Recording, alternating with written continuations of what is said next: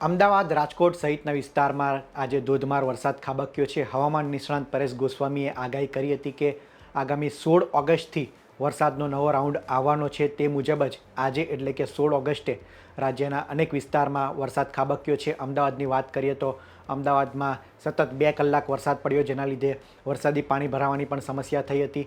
અને પરેશ ગોસ્વામીએ, જે હવામાન નિષ્ણાંત છે, તેમણે આગાહી કરી હતી કે આગામી 16થી 24 ઓગસ્ટ સુધી રાજ્યમાં વરસાદનો નવો રાઉન્ડ આવવાનો છે. અને આ મજબૂત સિસ્ટમ હશે, તેના કારણે રાજ્યમાં અનેક વિસ્તારોમાં ધોધમાર વરસાદ ખાબકશે. આ પરેશ ગોસ્વામીની આગાહી મુજબ જ આજે અનેક વિસ્તારમાં વરસાદ ખાબક્યો છે. ત્યારે સાંભળીએ પરેશ ગોસ્વામીએ શું કહ્યું. બંગાળની ખાડીની જે સિસ્ટમ છે એ આપણે વિશાખાપટ્ટનમ અને વિજયવાડાની વચ્ચે પહોંચી ગઈ હતી, પણ ત્યાં પહોંચીને એ સ્થિર થઈ ગઈ હતી. એટલે કે લગભગ 30 કલાક સુધી એક જગ્યાએ સ્થિર રહી અને ત્યાં કોઈ મૂવમેન્ટ નહોતી. ત્યારે એવું લાગતું હતું કદાચ ટ્રેક ચેન્જ થઈ શકે છે, પણ આજે 15 તારીખના રોજ ફરીથી એ સિસ્ટમ છે એ હવે ધીમે ધીમે મૂવમેન્ટ કરવાનું ચાલુ કર્યું છે. સિસ્ટમ છે અત્યારે ઉત્તર પશ્ચિમ દિશામાં આગળ વધી રહી છે. એટલે મહત્ત્વની વાત અને મહત્ત્વના સમાચાર એ છે કે જે સૌ પ્રથમ જે સિસ્ટમ બને એ પહેલાં જ આપણે વાત કરી હતી કે સિસ્ટમ બનવાની છે ને એનો ટ્રેક છે એ આપણે મહારાષ્ટ્ર થઈને ગુજરાત તરફ આવશે અને ખાસ કરીને દક્ષિણ ગુજરાત અને સૌરાષ્ટ્ર ઉપર થઈને એ સિસ્ટમ પસાર થશે.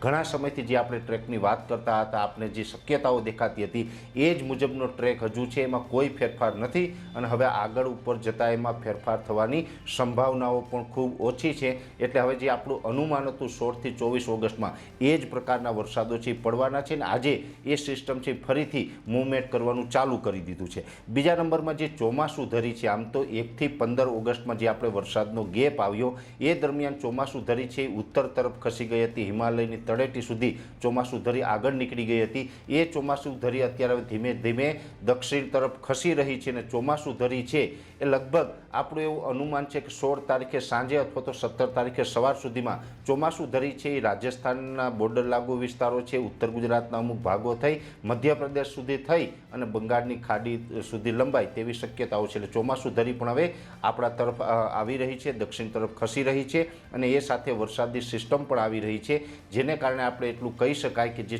16થી 24 ઓગસ્ટનું આપણું અનુમાન હતું એ જ મુજબનો વરસાદનો રાઉન્ડ આવી રહ્યો છે, જેની દરેક મિત્રોએ નોંધ લેવાની છે. પણ હા, સાથે હું આપને એ કહી દઉં કે આ વરસાદની જે સિસ્ટમ છે એ 16થી ઓગસ્ટ સુધી આપણે વરસાદો પડવાના છે. 16 તારીખે વરસાદની તીવ્રતા વધશે, 17 તારીખે એનાથી વધારે વધશે, પછી 18 તારીખથી અતિરૌદ્ર સ્વરૂપ છે એ વરસાદ ધારણ કરે તેવી શક્યતાઓ છે. 18, 19 ને 20 તારીખ દરમિયાન રાજ્યને કાયદેસર આ વરસાદ છે એ ગમરોડી નાખશે અને ભારેથી અતિ ભારે વરસાદ જોવા મળે તેવી શક્યતાઓ છે. આમ તો એવરેજ આપણે બધા જ વિડીયોની અંદર વાત કરી દીધી છે કે ઓલ ઓવર ગુજરાતમાં સાર્વત્રિક વરસાદનો રાઉન્ડ આવવાનો છે. સૌરાષ્ટ્ર હોય, કચ્છ હોય, ઉત્તર ગુજરાત, મધ્ય ગુજરાત, દક્ષિણ ગુજરાત તમામ વિસ્તારોની અંદર આ વરસાદનો રાઉન્ડ આવવાનો છે. બધી જ જગ્યાઓમાં સારો વરસાદ હશે, પણ ખાસ કરીને દક્ષિણ ગુજરાત અને સૌરાષ્ટ્રના ભાગોની અંદર 18, 19 ને 20 તારીખ આ 3 દિવસ દરમિયાન લગભગ 10 ઇંચ અથવા તો તેનાથી પણ વધારે વરસાદ વરસી શકે છે.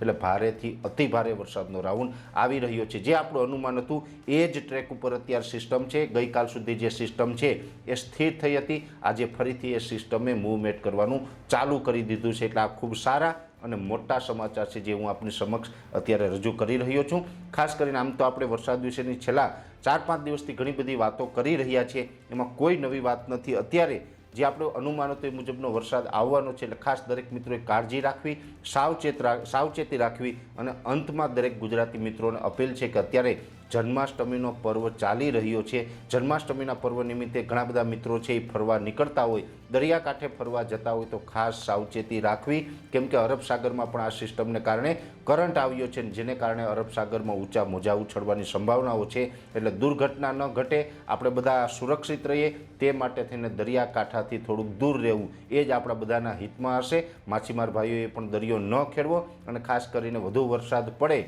અને આપણે પ્રવાસમાં હોય ત્યારે કોઈ પણ પ્રકારનું જોખમ ન લેવું. નદીમાં, નાળામાં કે ઊંડા પાણીમાં આપણે વાહનથી પણ પસાર ન થવું કે ચાલીને પણ પસાર ન થવું એ જ આપણા બધાના હિતમાં રહેશે.